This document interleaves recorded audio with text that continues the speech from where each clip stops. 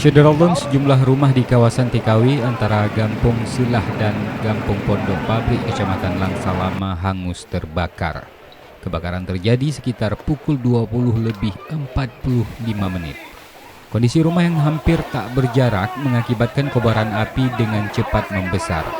Informasi terakhir yang kami peroleh Syederalun, api akhirnya bisa dipadamkan sekira 1 jam kemudian. Sejauh ini belum diketahui pasti apakah ada korban jiwa maupun luka dalam peristiwa ini. Sementara jumlah rumah yang terbakar ditaksir mencapai 10 unit.